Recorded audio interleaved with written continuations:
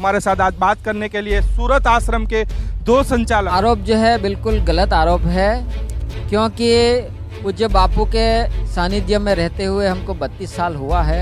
आरोप जो भी लगाते हैं बेबुनियाद हैं। आश्रम में अभी भी आप देखो इतने सारे लोग रोज आते हैं और बापू की कृपा से और बापू के सिर्फ मार्गदर्शन से ही पूरे सब संस्थाएं सभी आश्रम में चल रहे हैं। जैसे जैसे उनके सानिध्य में हम आते हैं, शिविर भरी, मंत्र दीक्षा लिया, तब से हमने अपने जीवन में परिवर्तन पाया। और जो लोग आरोप लगा रहे हैं उनका मुंह ऐसे बंद हो जाएगा, एक दिन उनको भी बापू की शरण आनी पड़ेगी। और हमेशा ऐसे मेले फिर पहले जैसे फिर लगे रहेंगे, बस थोड़ा समय है।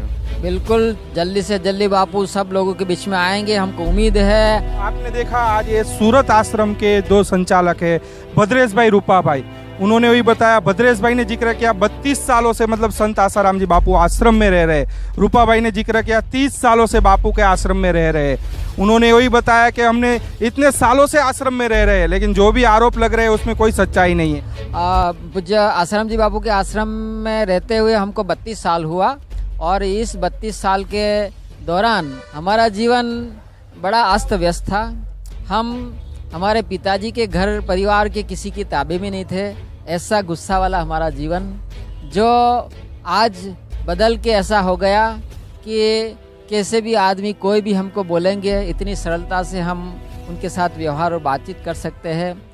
32 साल आपने जिक्र किया कि 32 सालों से बापू के आश्रम में रह रहे हो, तो जो आरोप लग रहे हैं उसमें कितनी सच्चाई है?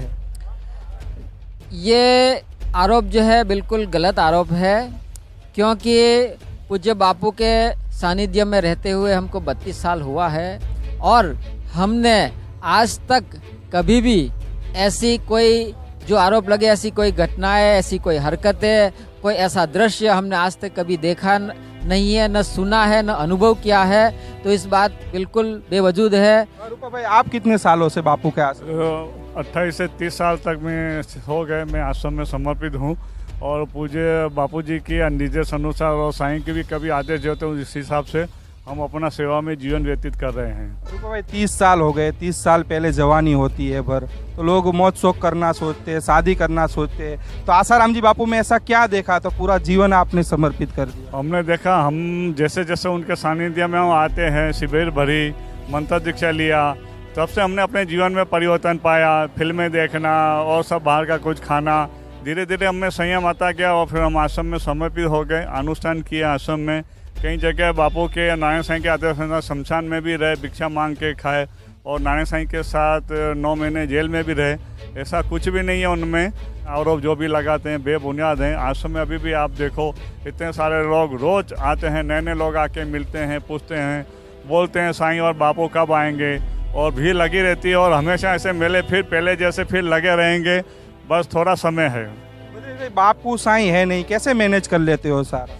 ये देखने जैसी बात है कि पूज्य बापू और नारायण साईं 5 साल से कोई भी आश्रम में और कोई भी हमारे लोगों के बीच में नहीं है, फिर भी बापू का ज्ञान, बापू का बताया हुआ रास्ता और बापू की कृपा से और बापू के सिर्फ मार्गदर्शन से ही पूरे सब संस्थाएं सभी आश्रम में चल रहे हैं। और उसमें हम लोगों को तो ऐसा है कि एक निमित्त बन रहा है हम लोग, बाकी चलाने का काम पूज्य बापू के द्वारा। बापू को हम साक्षात परमात्मा मानते हैं और परमात्मा के द्वारा जो एक शुभ संकल्प समाज का उत्थान के लिए जो हो रहा है वो शुभ संकल्प ही काम कर रहा है। और वही शुभ कार्य आश्रम के सभी साधकों के द्वारा, समितियों के द्वारा और आम जनता के द्वारा चारों ओर हो रहे हैं। दिन प्रतिदिन बढ़ते जा रहे हैं, कम नहीं हो रहे। एक दिन ऐसा आएगा कि पूरे देश के अंदर ऐसा वातावरण छाएगा, मेरे को पूरा विश्वास है, पूरा उम्मीद है कि बापू का कार्य चारों ओर लोग चमकेंगे, देखेंगे, उससे प्रभावित होंगे और पूरी दुनिया बापू के मार्गदर्शन में चलेगी। रूपा भाई, कितने लोग लड़के रहते हैं सूरत आश्रम के अंदर?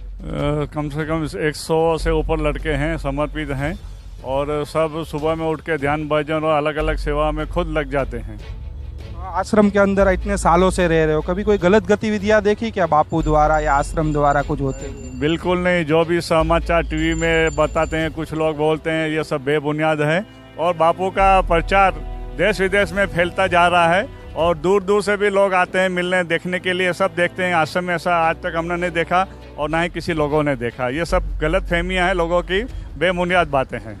भद्रेश भाई क्या कहोगे, फिर से बापू भक्तों के बीच आएंगे साईं बापू? बिल्कुल जल्दी से जल्दी बापू सब लोगों के बीच में आएंगे, हमको उम्मीद है।